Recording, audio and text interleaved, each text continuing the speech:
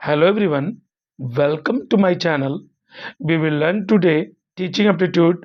आज हम लोग टीचिंग एप्टीट्यूड जानेंगे। यहाँ से आपके लिए 15 क्वेश्चंस होंगे। ये सभी क्वेश्चन ना केवल केवीएस के लिए बल्कि एनवीएस के लिए महत्वपूर्ण होंगे। अगर आप हमारे चैनल पर नए हैं तो जल्दी से चैनल को सब्सक्राइब कर लें ताकि हर वीडियो का नोटिफिकेशन सबसे पहले आपको मिले। अगर आप KVS, NVS, CTET, UGC NET की तैयारी कर रहे हैं तो बेशक ये वीडियो आपके लिए महत्वपूर्ण है। तो हम लोग पहले क्वेश्चन को जान लें। स्कूल में से ड्रॉपिंग आउट होना मतलब कर स्कूल में अनियमित आना। पहला ऑप्शन है स्कूल में अनियमित आना। सेकंड नंबर में है स्कूल हमेशा के लिए छोड़ना। थर्ड नंबर में है वर्ग में से टुअंट खेलना। और फोर्थ नंबर में है इनमें से कोई नहीं। आप प्रश्नों को समझ लें, उसके बाद इसका उत्तर दें। इसका सही उत्तर क्या होगा? Okay, it's answer is second, school हमेशा के लिए छोड़ना। देखिए वास्तव में होता क्या है, बिना योग्यता प्राप्त किए विद्यालय छोड़ना इसका अर्थ हुआ। ऐसा क्यों होता है? तो पारिवारिक समस्याएं, शैक्षणिक कठिनाइयां, इसके कई कारण हैं जिसके कारण छात्र हाई स्कूल की शिक्षा पूरी नहीं कर पाते हैं। Okay, come to the second number question. निम्न में से कौन सा एक अच्छी समय सारणी का सिद्धांत नहीं है? फर्स्ट नंबर में है लचीलापन, सेकेंड नंबर में है निर्दय शिक्षक, थर्ड नंबर में है विविधता और फोर्थ नंबर में है प्रयत्न का संयोजन। आपको बतानी है कौन सा एक अच्छी समय सारणी, टाइम टेबल जिसे हम कहते हैं, सिद्धांत नहीं है। आप सेकेंड नंबर का उत्तर दें। Okay, it's answer is second, निर्दय शिक्षक। देखिए लचीलापन तो होता ही है, समय सारणी स्टूडेंट के अनुसार परिवर्तन करनी पड़ती है, और विविधता भी होता है, डाइवर्सिफाई भी होता है, और प्रयत्न किया जाता है कि संयोजन भी हो। यानी प्रत्येक सप्ताह विद्यालय की प्रत्येक कक्षा और वर्ग में प्रत्येक अध्यापक द्वारा किसी समय का कार्य किया जाएगा। इसकी सुव्यवस्थित रूपरेखा को ही हम विद्यालय की समय तालिका कहते हैं। ओके, तो ये गलत है सेकंड नंबर, बाद बाकी तीनों ऑप्शंस फर्स्ट, थर्ड, फोर्थ सही है। Okay, come to the third number question. School में अनुपस्थित रहना और भाग जाना इनके कारण है। आप प्रश्न को समझे।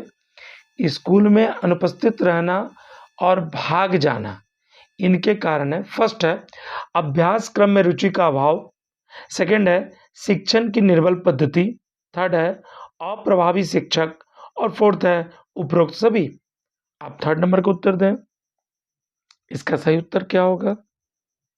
Okay, it's answer is four, उपरोक्त सभी। देखिए स्कूल में अनुपस्थित रहना और भाग जाना के कारण है अभ्यास क्रम में रुचि का अभाव, ये भी कारण हो सकता है। शिक्षण की निर्बल पद्धति, ये भी एक कारण है। अप्रभावी शिक्षक, यदि शिक्षक उपयुक्त विधि का प्रयोग करते हुए प्रभावी ढंग से अगर पढ़ाते हैं तो बच्चों में रुचि आएगा, तो स्कूल क्यों छोड़ेंगे? अगर बच्चे दूर क्यों होते हैं?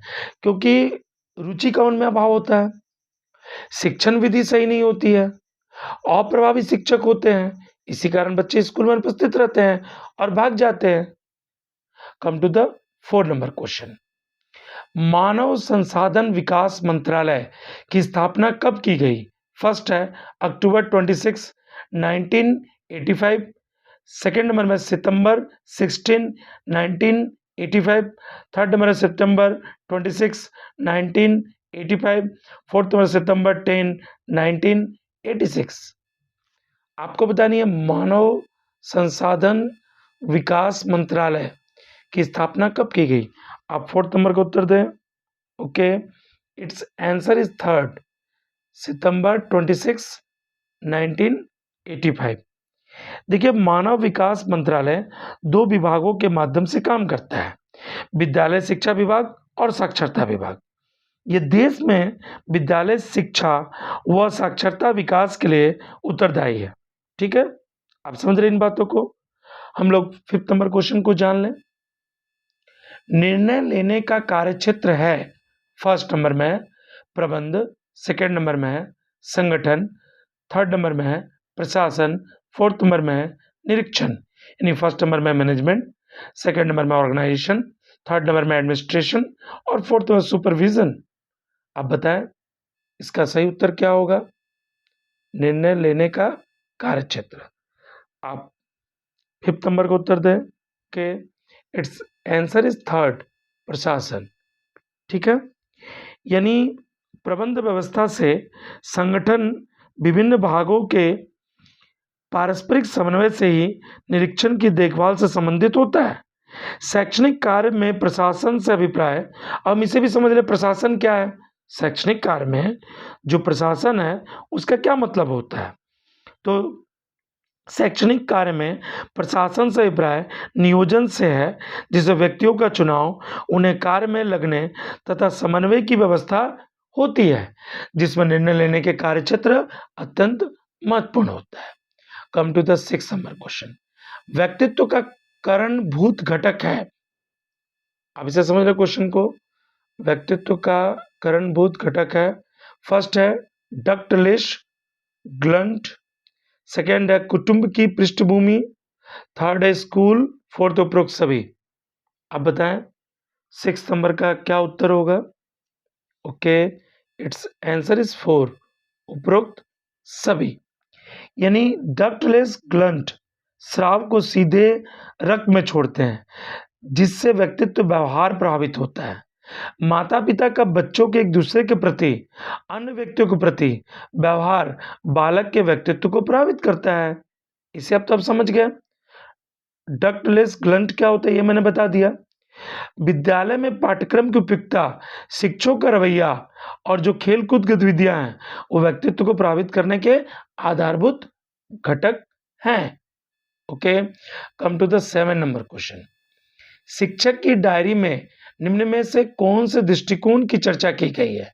फर्स्ट है वर्ग समय सारणी, सेकंड है शिक्षा की सामग्री, टीचिंग कंटेंट, थर्ड है एक और दो दोनों, यानी फर्स्ट और सेकंड दोनों, और फोर्थ इनमें से कोई नहीं। अब बताएं शिक्षक की डायरी में निम्न में से कौन से दृष्टिकोण की चर्चा की गई है? आप 7 नंबर का उत्तर दें। प्रश्नों को आप समझ लें। Okay, it's answer is third. इसका उत्तर हो जाएगा एक और दो दोनों, यानी वर्ग समय सारणी, शिक्षा की सामग्री, ये दोनों होगा। यानी उत्तर क्या हो जाएगा? थर्ड, एक और दो दोनों। अब देखिए क्यों होगा, मैं इसे आपको बता देता हूं। शिक्षक डायरी उसके दैनिक गतिविधि का लेखा जोखा है। ठीक है, ये शिक्षक को अपने काम के साथ व्यक्तित्व संबंध बनाए और अपनी गतिविधियों में सक्रिय रुचि बनाने, अपनी कमियों को स्मरण रखने में सहायक होता है। कौन सहायक होता है? शिक्षक diary. Okay, come to the 8 number question. व्यक्तित्व से आप क्या समझते हैं? फर्स्ट है व्यक्ति का व्यवहार, सेकंड है व्यक्ति का सामाजिक विकास, थर्ड है वही बातें जो व्यक्ति के अंतर्गत आती हो, और फोर्थ है व्यक्ति द्वारा बोली जाती वाणी। यहां पर होनी चाहिए व्यक्ति द्वारा बोली जाने वाली वाणी, कोई बात नहीं, जो ऑप्शंस है उसे ही आप समझें। आप 8 नंबर का उत्तर दें। व्यक्तित्व से आप क्या समझते हैं? Okay, it's answer is first, व्यक्ति का व्यवहार। देखिए व्यक्तित्व शब्द का अंग्रेजी रूपांतरण क्या होता है? पर्सनालिटी होता है। इसे तो आप जानते ही हैं क्या होता है। ठीक है, पर्सनालिटी होता है। ओके, इसकी उत्पत्ति किससे हुई है? पर्सोनेयर से हुई है। देखिए अब मैं ये भी बता दे रहा हूं आपको, पर्सोनेयर से किसकी उत्पत्ति हुई है? तो पर्सनालिटी की उत्पत्ति हुई है शब्द में, जिसका अर्थ ध्वनि के कारण सदृश। इसे भी आप गौर करें। व्यक्तित्व अंतर्मुखी बहिर्मुखी दो प्रकार के होते हैं। इसे तो आप जानते ही हैं। व्यक्तित्व कितने प्रकार के होते हैं? अंतर्मुखी और बहिर्मुखी, दो प्रकार के होते हैं। व्यक्तित्व के विकास पर वंशानुक्रम व वातावरण का प्रभाव पड़ता है, इससे भी आप अवगत हैं। Okay, come to the 9 number question. आदत किसे कहते हैं? फर्स्ट, कोई कार्य की पुनरावृत्ति। सेकेंड, यह एक स्वतः प्रक्रिया है। थर्ड, एक और दो दोनों, इनमें से कोई नहीं। आपको बतानी है आदत किसे कहते हैं। आप 9 नंबर का उत्तर दें। Okay, it's answer is first, कोई कार्य की पुनरावृत्ति। देखिए, आदत एक सीखा हुआ कार्य है। किसी कार्य को लगातार करने से हमें उस कार्य को करने की आदत पड़ जाती है। आदत के आधार पर किया गया कार्य आसानी से किया जा सकता है। जैसे आप पढ़ने की आदत बनाएं तो आप बार-बार आपको पढ़ने का मन करेगा। कि come to the 10 number question. शिक्षक छात्रों की क्षमता किस तरह से मापता है? फर्स्ट, छात्रों की जांच करके। सेकंड, छात्रों को पूछकर। थर्ड, छात्रों द्वारा किए गए विविध कार्यों का विश्लेषण करके। फोर्थ, छात्रों के माता-पिता को पूछकर। आप समझ ले प्रश्नों को। एक शिक्षक जो है किस तरह से मेजरमेंट करते हैं छात्रों की क्षमता को। आप 10 नंबर का उत्तर दें। Okay, it's answer is first, छात्रों की जांच करके। इसका सही उत्तर क्या हो जाएगा? किसी व्यक्ति में क्या गुण है इसकी जानकारी करना मापन कहलाता है। ठीक है, और मापन में अंक प्रदान किए किए जो जाते हैं। बालकों की उत्तर पुस्तिकाओं की जांच करके उसमें अंक प्रदान करना मापन कहलाता है। और मूल्यांकन मापन से भिन्न होता है। इसमें छात्र के संपूर्ण व्यक्तित्व का मापन किया जाता है। किसमें? मूल्यांकन में। Come to the 11 number question. विद्यार्थियों को सही उपयुक्त ज्ञान कैसे दिया जाता है? फर्स्ट, पाठ को याद करके। सेकेंड, पाठ को समझाकर। थर्ड, विद्यार्थियों के स्व अध्ययन द्वारा। फोर्थ, रुचिकर तरीके से शिक्षण देकर। अब बताएं, विद्यार्थियों को सही उपयुक्त ज्ञान कैसे दिया जाता है? आप 11 नंबर का उत्तर दें। Okay, it's answer is third, विद्यार्थियों का स्व अध्ययन द्वारा। देखिए, स्व अध्ययन के माध्यम से आप विद्यार्थियों में उपयुक्त ज्ञान को डाल सकते हैं और उपयुक्त ज्ञान को दे सकते हैं। ठीक है, come to the 12 number question. अब 12 नंबर क्वेश्चन को जाने क्या कह रहा है। छात्रों को विज्ञान विषय कैसे सिखाना चाहिए? फर्स्ट, प्रश्न उत्तर दे के। सेकेंड, प्रयोग दिखाकर। थर्ड, छात्रों द्वारा प्रयोग करवाकर। फोर्थ, रुचिकर तरीके से। अब बताएं, किसी छात्र के जो साइंस सब्जेक्ट होते हैं उसे कैसे सिखाना चाहिए? आप 12 नंबर का उत्तर दें। Okay, it's answer is third, छात्रों द्वारा प्रयोग करवाकर। विज्ञान शिक्षण में इस बात पर विशेष बल दिया जाता है कि छात्रों को जो कुछ भी पढ़ाया जाए वह प्रयोग पर आधारित होना चाहिए। यानी विज्ञान क्या होता है? प्रयोग पर आधारित होता है। ठीक है, हम लोग 30 नंबर क्वेश्चन को जान लें। वर्गखंड में शिक्षा के लिए क्या आवश्यक है? फर्स्ट, उचित पर्यावरण। सेकेंड, छात्रों की जिज्ञासा वृत्ति। थर्ड, परंपरागत सीखा हुआ शिक्षक। फोर्थ, उपरोक्त सभी। आपको बतानी है वर्गखंड में शिक्षा के लिए क्या आवश्यक है। आप 30 नंबर का उत्तर दें। ओके, इट्स आंसर इज 4, उपरोक्त सभी।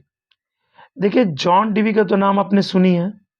जॉन डीवी शिक्षा के त्रिमुखी प्रक्रिया मानते थे। शिक्षक शिष्य के मध्य जो परस्पर क्रिया चलती है वह सामाजिक वातावरण से ही चलती है। इसलिए शिक्षक छात्र पाठ्यक्रम ये 3 मुखी है। शिक्षक, छात्र और पाठ्यक्रम ये सामाजिक पर्यावरण के परिणाम होते हैं। ठीक है ना, शिक्षा की तीनों भुजाओं के समान महत्व दिया जाना चाहिए। यानी उचित पर्यावरण भी होना चाहिए, छात्रों की जिज्ञासा वृत्ति भी होनी चाहिए और शिक्षक भी होने चाहिए। Okay, come to the 14 number question. बच्चों को कैसे सिखाया जाता है? फर्स्ट, उन्हें भाषा की शिक्षा देकर। सेकेंड, उन्हें कहानियां सुनाकर। थर्ड, उन्हें खेल पद्धति द्वारा भाषा की शिक्षा देकर। फोर्थ, उन्हें संगीत सुनाकर उत्तर। उन्हें संगीत सुनाकर उत्तर। ओके, आप 14 नंबर का उत्तर दें। इसका सही उत्तर क्या होगा? Okay, it's answer is second, उन्हें कहानियां सुनाकर। बच्चों को कैसे सिखाया जाता है? तो उन्हें कैसे सिखाया जाता है? तो उन्हें कहानियां सुनाकर सिखाया जाता है। ये छोटे जो बच्चे होते हैं, कहानियां कथन। देखिए, कहानियां और जो कथन होते हैं बच्चों की जो कहानियाँ और कथन छोटी कक्षाओं के लिए सबसे अधिक उपयुक्त होता है। बालकों को कहानी की पुस्तकें प्रिय लगती हैं, अतः ऐसी पुस्तकों को पढ़ने में उनकी रुचि अधिक होती है। तो छोटी कक्षाओं में आप कैसे बच्चों को सिखाते हैं? तो उन्हें कहानियाँ सुनाकर सिखाते हैं। Okay, come to the 15 number. छात्रों के लिए विद्यालय में शैक्षणिक प्रवास अनिवार्य है, क्यों? फर्स्ट, छात्र प्रवास से खुश होते हैं। सेकेंड, छात्रों के लिए धन का बोझ नहीं मानना चाहिए। थर्ड, छात्रों को सीधे संपर्क संबंध से विभागीय ज्ञान मिलता है। फोर्थ, छात्र प्रवास से आनंदित होते हैं। आप 15 नंबर का उत्तर दें। Okay, it's answer is third. इसका उत्तर क्या हो जाएगा? थर्ड नंबर हो जाएगा। थर्ड नंबर क्या कह रहा है? छात्रों को सीधे संपर्क संबंध से विभागीय ज्ञान मिलता है। देखिए इसमें क्या है, विद्यालय अथवा अवकाश के दिनों में छात्रों को शिक्षा की दृष्टि से स्थानीय महत्वपूर्ण स्थानों पर अथवा सामाजिक परिस्थितियों के अध्ययन के लिए बाहर ले जाया जा सकता है। इससे छात्रों में ज्ञान की वृद्धि होती है और वे सामाजिक जीवन का ज्ञान प्राप्त करते हैं। ठीक है, तो आपने 15 क्वेश्चंस कंप्लीट कर ली। यदि आपको वीडियो पसंद आया तो अपने दोस्तों के साथ शेयर करें। वीडियो लाइक करना ना भूलें। वीडियो देखने के लिए धन्यवाद।